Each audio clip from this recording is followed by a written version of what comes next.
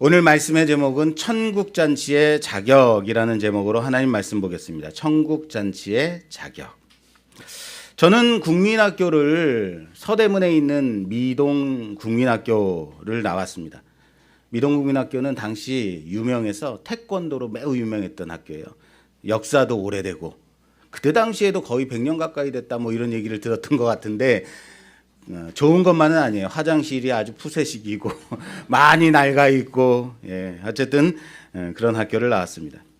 당시는 초등학교로 부르지 않고 국민학교로 불렀죠. 요즘 국민학교 그러면 옛날 사람이다 그러는 것 같은데 저는 국민학교를 나왔습니다. 5학년 때 한 여자 사람이 전학을 왔어요.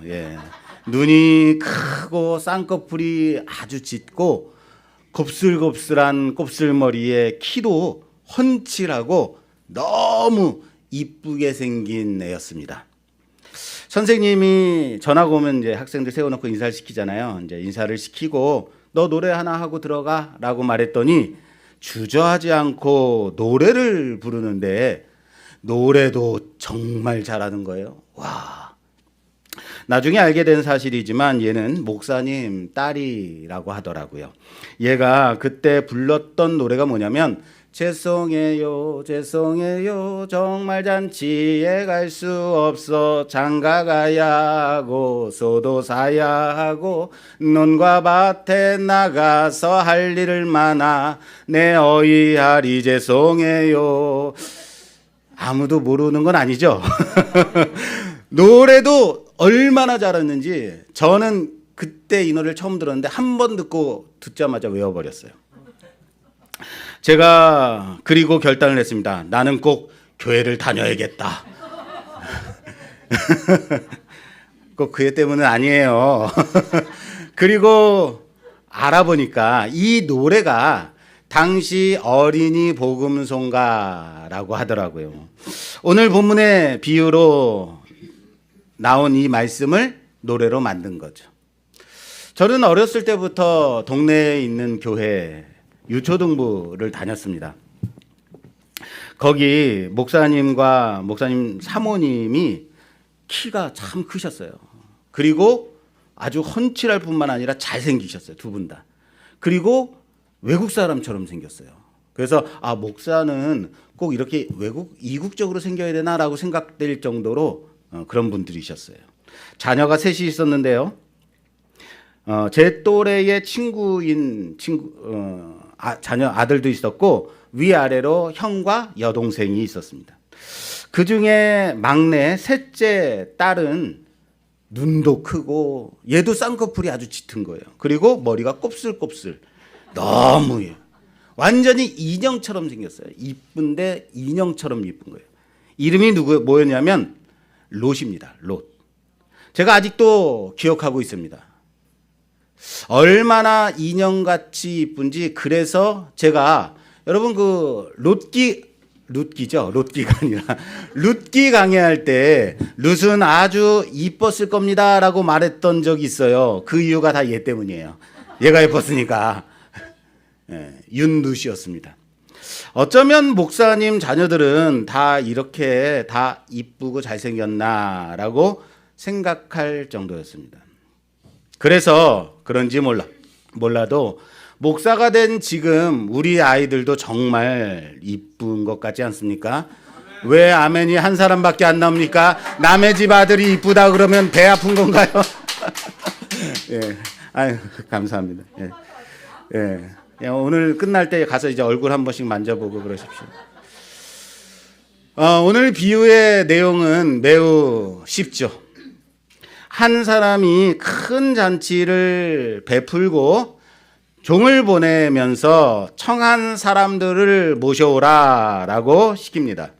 그런데 청함을 받았던 사람들이 일제히 사양하는데 잔치에 참석할 수 없다라고 하는 겁니다. 그래서 급한 나머지 주인은 시내의 거리와 골목으로 다니며 가난한 자, 장애가 있는 자들을 다 데려오라라고 말합니다. 종이 돌아와서 다 데려왔는데도 그럼에도 자리가 남았습니다라고 하자 이번에는 길과 산 울타리가로 나가서 사람들을 강권하여 데려오라. 그래서 집을 채우라 라고 합니다.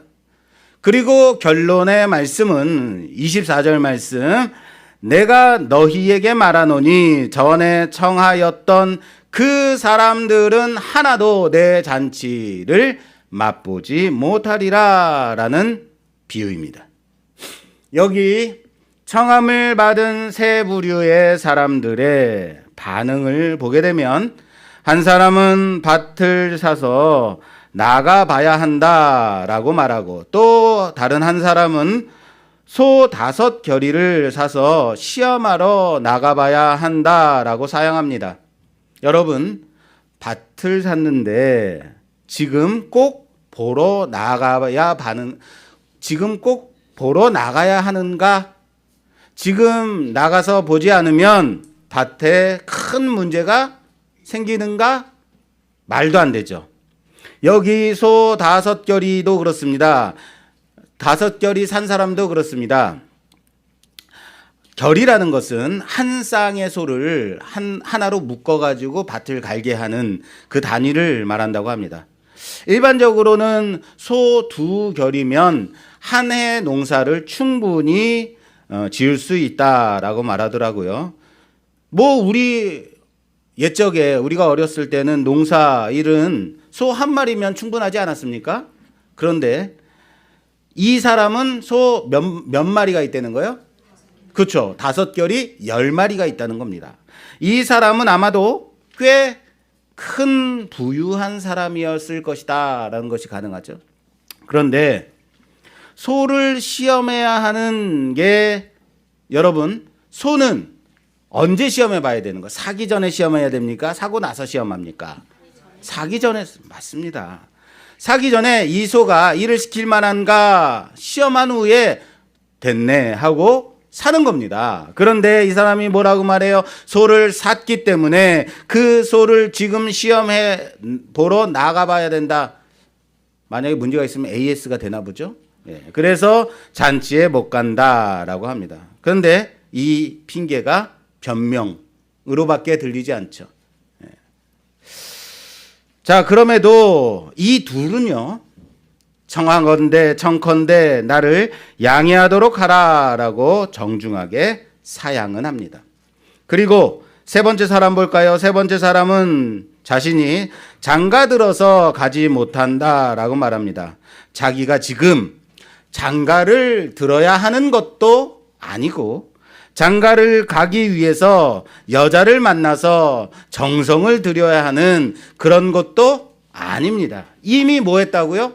장가를 든 상태라고요. 그런데 왜 장가 들었으므로 못 간다고 하는 걸까요?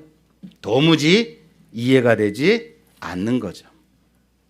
게다가 이 사람은요,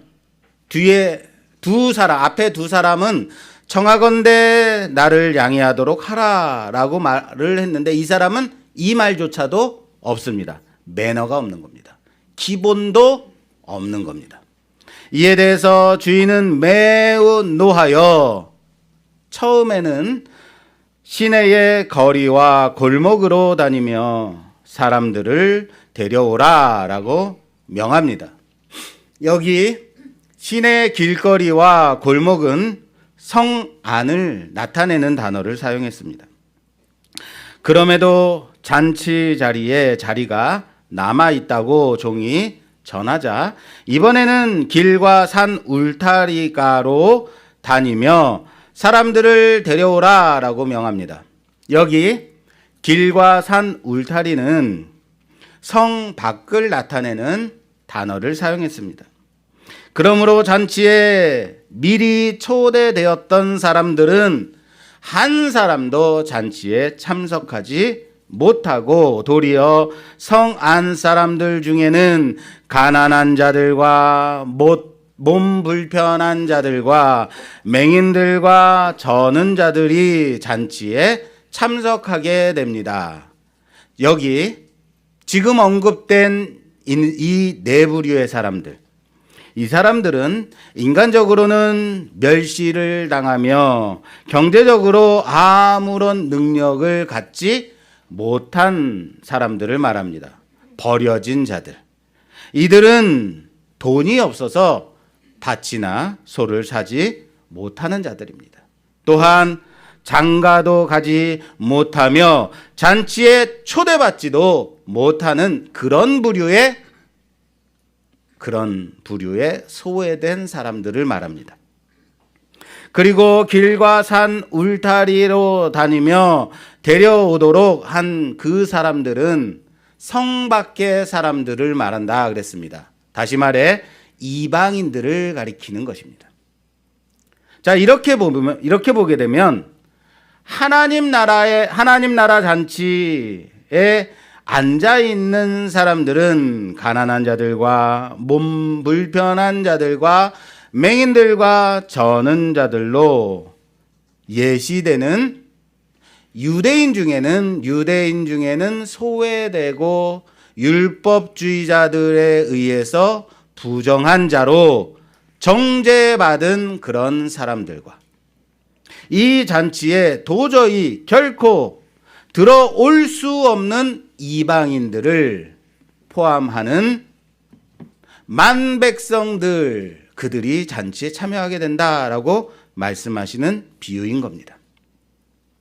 비유의 결론은 먼저 청함받은 너희들은 참여할 수 없고 초대를 받지 못한 소외된 자들, 불편한 자들, 정죄된 자들, 이방인들, 만백성들, 그 외의 모든 자들은 참석할 것이다 라는 비유라고요.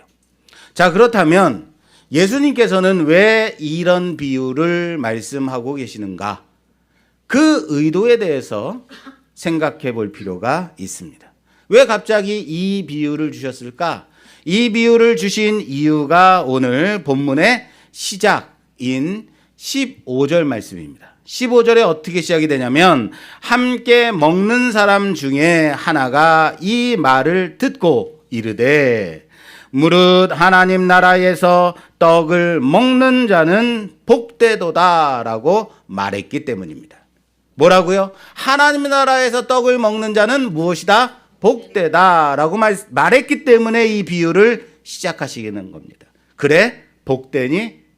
그러면은 이거 한번 들어볼래? 여러분, 이 사람이 하나님 나라에서 떡을 먹는 자는 복이 있다 이렇게 말한 것이 와, 천국 잔치에 참여하는 사람은 정말 복되네요 라고 말한 것일까요? 그것이 아닙니다. 그럼 왜 이런 말을 했을까? 그 의도를 알기 위해서 이전에 그 위에 있는 사건을 살펴봐야 하는 겁니다. 누가복음 14장은 이렇게 시작됩니다. 누가복음 14장 1절에서 3절 말씀 봉독해 주시겠어요? 1절에서 3절 말씀. 안식일에 예수께서 한 바리새인 지도자의 집에 떡 잡수시러 들어가시니 그들이 엿보고 있더라. 주의 앞에 수종병 든 한 사람이 있는지라. 예수께서 대답하여 율법 교사들과 바리새인들에게 이르시되 안식일에 병 고쳐주는 것이 합당하냐 아니하냐. 아멘. 아멘. 자, 유대인들은 안식일에 회당에서 모이고 나서 각각 흩어져 식사 자리에 초대받아 식사하기도 하고 몇몇이 함께 모여서 식사하기도 한다라고 합니다. 이 안식일에 예수님이 한 바리새인의 초대를 받아 식사하러 그 집으로 가시게 되었습니다. 아마도 재물과 권세가 있는 바리새인이었던 것 같습니다. 그런데 그가 예수님을 초대한 의도가 예수님을 존중하고 존경하고 그 가르침을 받고자 초대한 것이 아니었다는 겁니다. 말씀에 뭐라고 되어 있냐면 주님이 어떻게 하시는지 엿보려 합니다. 엿보려 합니다라고 말하고 있습니다. 그리고 예수님 앞에 수종병 걸린 사람이 딱 하고 있는 겁니다. 보통은 병에 걸린 사람이나 귀신 들린 사람을 예수님께서 안식일에 고쳐주실 때에 딱 앞에 이렇게 서 있는 경우는 없었습니다. 예수님께서 보셨다든지 그가 기웃기웃대고 있는 것을 예수님께 들켰다든지 예수님이 그래서 고쳐주시게 되는 상황인데 여기서는 그가 주의 앞에 딱 하고 있는 겁니다. 수종병 걸린 사람이. 일부러 예수님을 초대한 바리새인이 이렇게 세팅해 놓은 거죠. 어떻게 할 거요? 안식일인데 당신 앞에 수종병 걸린 사람이 있어. 어떻게 할 것입니까?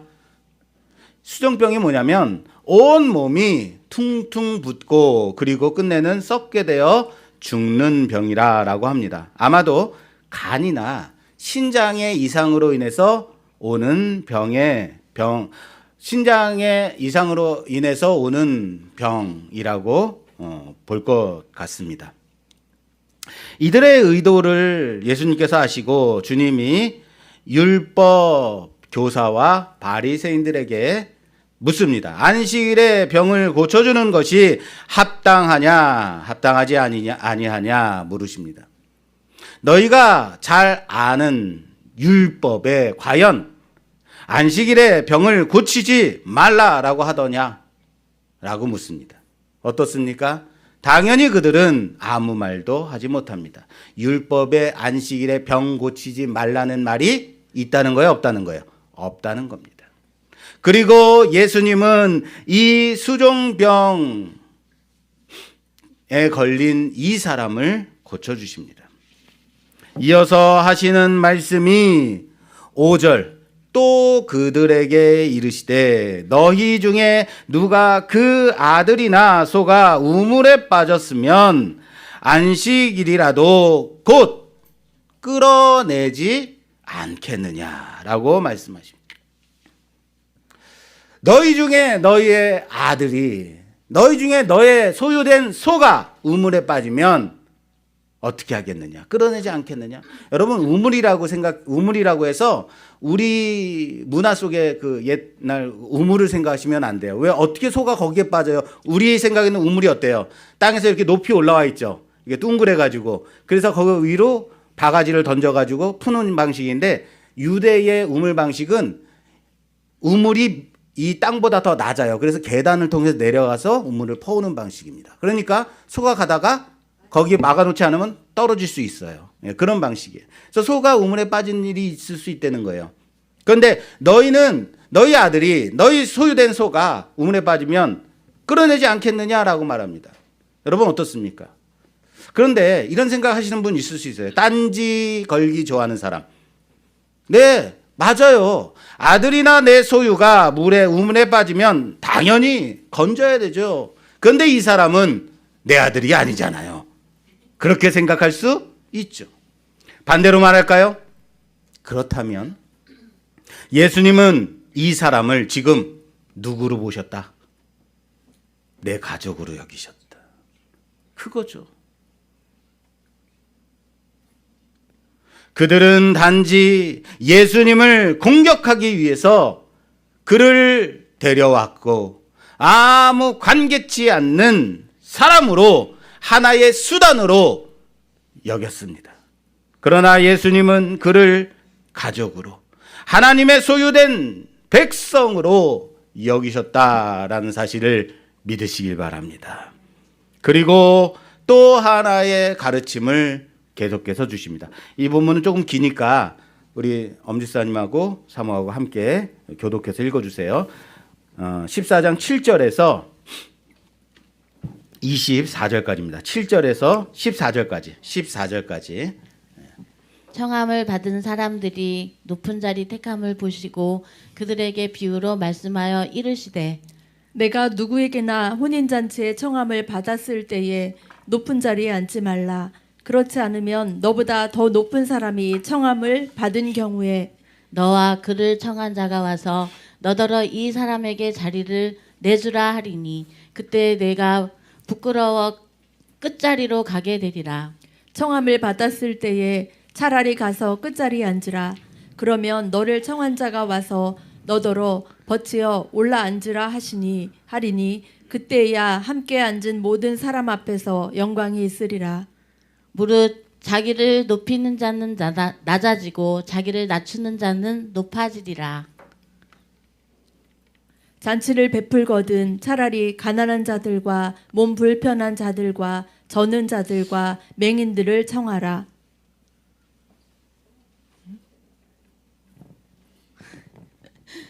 그리하면 그들이 갚을 것이 없으므로 내게 복이 되리니 이는 의인들의 부활 시에 내가 갚음을 받겠음이라 하시더라.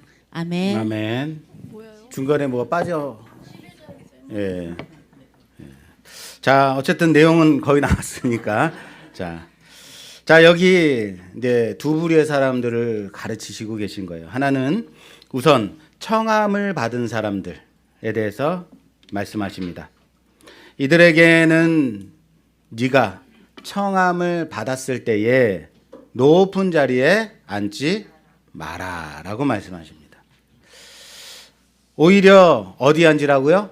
끝자리에 낮은 자리에 앉았다가 청한 자, 다시 말해 이 잔치를 베푼 호스트에 의해서 높은 자리로 옮겨질 때 그것이 너의 영광이 된다라는 말씀입니다.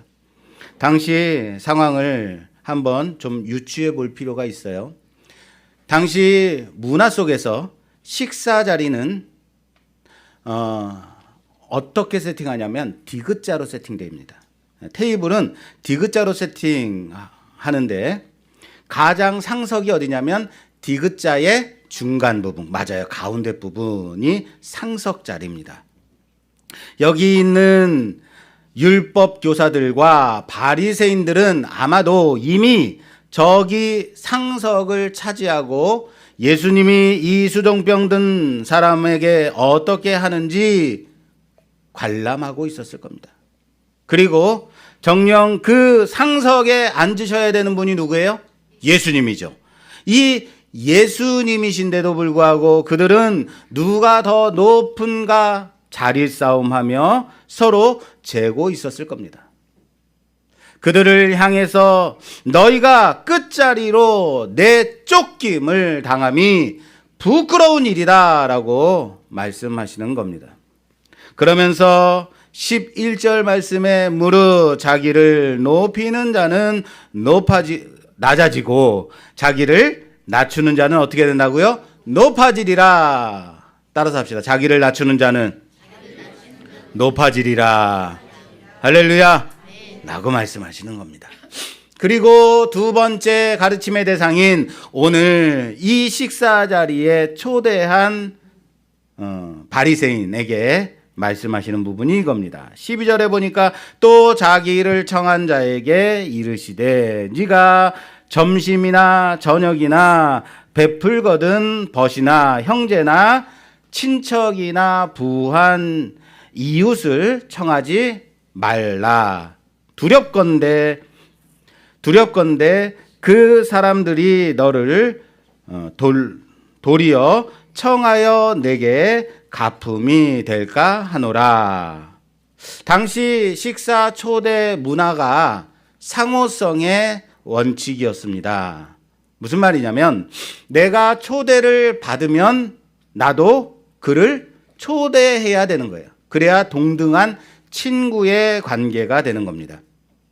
내가 초대를 받았는데 나는 초대하지 못하는 상황이다. 이렇게 되면 나는 그의 아래에 위치한 상하, 주종의 관계가 되는 문화였습니다.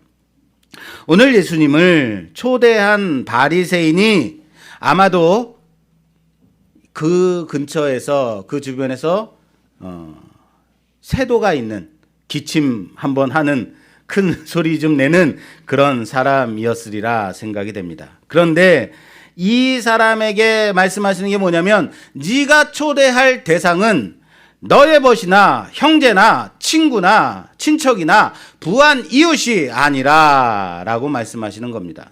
도리어 누구를 초대하라고 하냐면 요거 다시 한번 봉독해 주시겠어요? 13절에서 14절 말씀.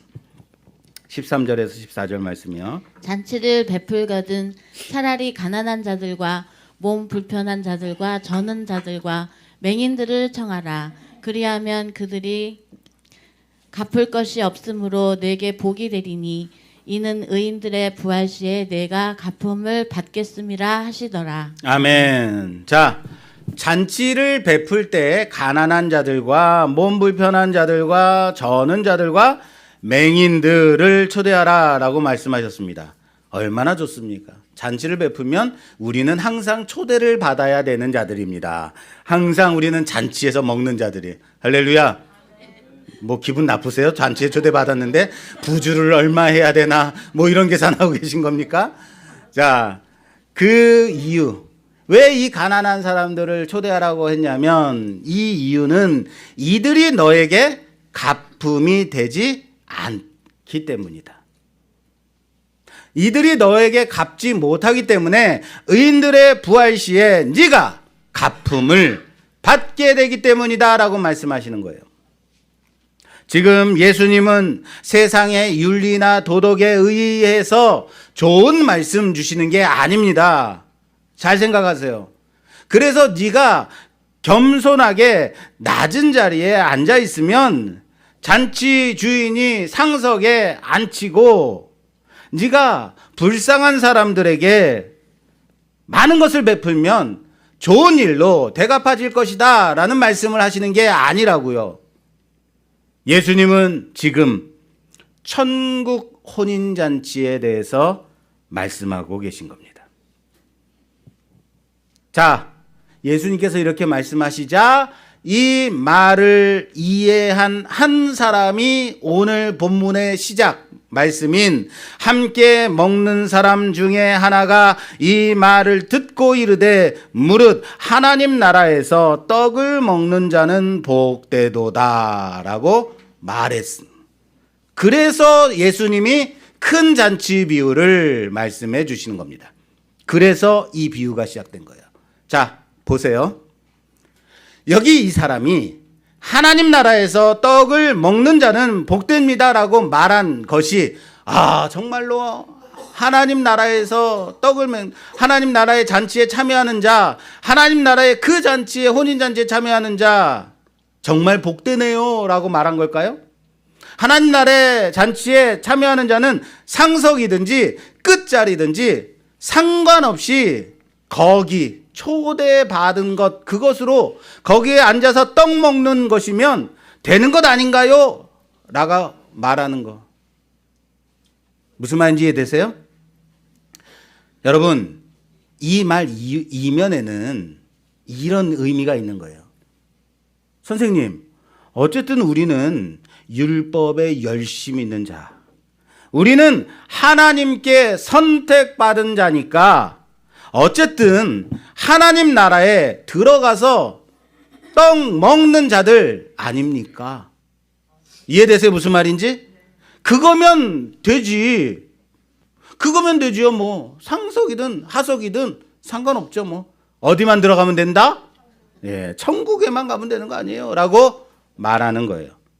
그런데 그 이면에 뭐가 있다고요? 우리는 천국 들어가는 자들 아닌가요? 라고 말하는 거예요. 그 느낌 여러분 아셔야 돼요. 여러분 이 부분을 보면서 눈치 빠른 분들은 알아채셨겠지만 예수님이 집 주인에게 초대하라고 하는 사람들이 누구예요? 바로 가난한 자들, 몸 불편한 자들, 저는 자들, 그리고 맹인들입니다. 눈치 못 채셨어요?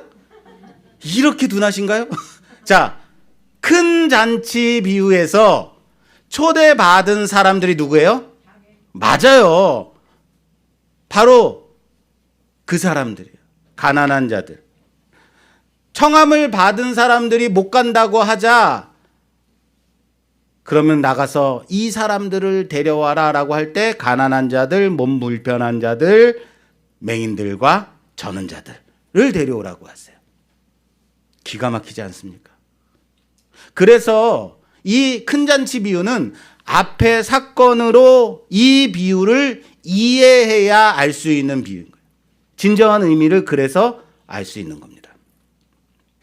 그리고 이 본문 앞에 누가복음 13장에 좁은 문 비유가 있습니다. 기억하십니까? 좁은 문 비유. 그것과 연결이 되는 거예요. 보세요. 좁은 문 비유, 그 비유의 처음에는 단지 좁은 문이었습니다. 그리로 들어갈 줄 여겼던 사람들이 주님 앞에서 먹고 마시고 길거리에서 가르침을 받았던 그 자들이 와서 문을 열어달라고 하는데 이미 그 문은 어떻게 되었습니까? 닫힌 문이 되었습니다. 누구도 들어갈 수 없는 닫힌 문이 되었습니다. 그리고 그 문은 다시 동서남북으로 활짝 열려져 성박 사람들, 이방인들을 물어나고 누구나 와서 하나님 나라의 잔치의 자리를 가득 채우고 참여하고 있다라는 겁니다. 오늘 비유에서도 그럼에도 잔치 자리가 남아 있습니다 라고 종이 말하자 주인은 성밖 이방인들이 사는 그곳까지 종을 보내어서 사람들을 데려와 앉히라, 내 집을 채우라 라고 말합니다. 이들이 동서남북에서 온 이방 사람들인 겁니다. 자, 이렇게 보면 오늘 비유의 참된 의미가 새롭게 보이게 되는 겁니다.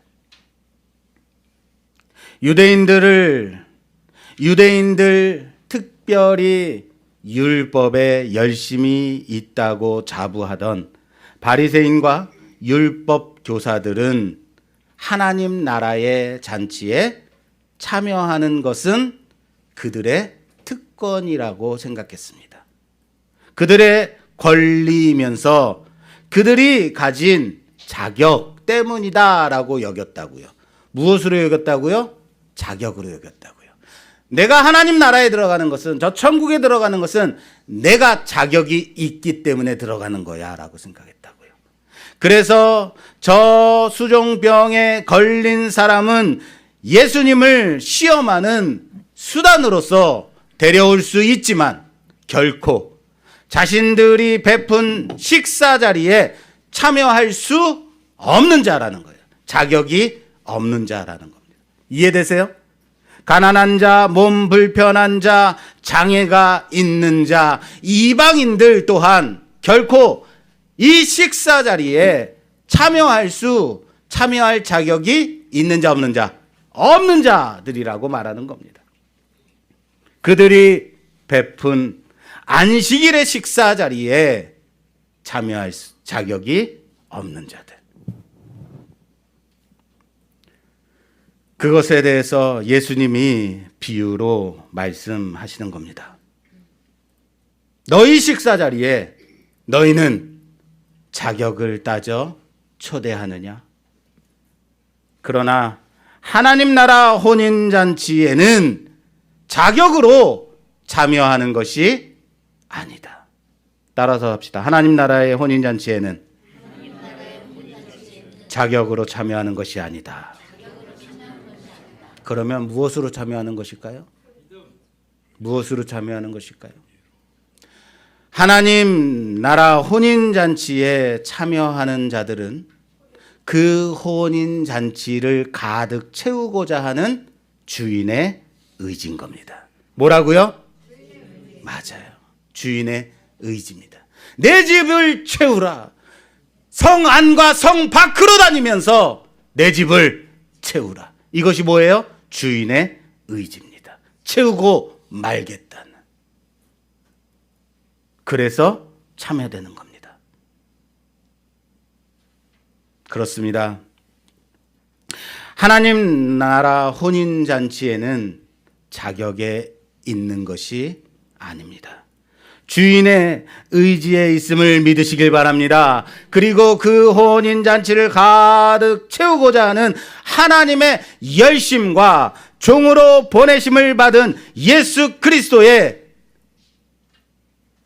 초청에 있음을 믿으시길 바랍니다. 그 강권에 있음을 믿으시길 바랍니다. 하나님의 열심과 예수 그리스도의 초청에 있는 겁니다. 우리는 이미 초청받은 자인가? 정말 그렇게 생각하시나요? 그 아들 예수로 인해서 거저받은 바 된 자들인가? 여러분들은 자격으로 초청받았습니까? 아니면 거저받으셨습니까? 혹시 나는 이미 초청장을 받았는데, 나는 이미 초청장이 있으니까 아직 이 땅에서 더 사야 할 게 많고, 이미 산 것들 둘러봐야 하고, 시험해야 하고, 지금 당장 가야 할 그곳을 마다하는 자는 아닙니까? 내 자신을 점검해 봐야 될 것입니다. 아직 살만하다고, 그렇지, 똥밭에 굴러도 이생이 좀 최고지라는 마음으로 조금 더 좀 즐기다 가면 안 될까요? 이런 마음 갖고 계시진 않습니까? 하나님이 홍수로 세상을 심판하실 때 방주의 문이 닫힐 그때까지도 사람들은 먹고 마시고 장가들고 소도 사고 농가 밭에 나가 자신들의 하고픈 그 일만 하다가 홍수를 맞았다는 사실을 잊지 마십시오. 아무리 홍수로 물이 차올라 살려달라고 방주를 두드린다 할지라도 이미 하나님께서 닫으신 그 방주의 문은 아무도 다시 열 수 없는 것입니다. 오늘도 큰 잔치를 베풀고 가난한 자, 병든 자, 몸 불편한 자, 시각장애인들, 이방인 물어나고 와서 하나님 나라의 잔치 자리를 채우라라고 하실 그때, 아직은 아니라고, 지금은 바쁘다고, 나중에 차차 가보겠다고 사양하는 무례한 자들과 같이 자격 따지는 자가 되지 않기를 주님의 이름으로 부탁합니다. 우리는 단지 자격 없음에도 불구하고 하나님 아버지의 하나님 나라 혼인 잔치를 채우겠다는 그 의지와 그 아들 예수 그리스도의 종 되신 그 열심으로 말미암아 부름받은 자임을 감사하며 내게 주어진 그 때를 놓치지 않고 붙잡는 자, 그 때가 바로 지금임을 믿는 자, 그 의지와 열심에 감사하는 자, 그 나라에서 그 나라 잔치에 참여하여 함께 떡을 떼며 감격을 누리는 자 되기를 주님의 이름으로 축원합니다.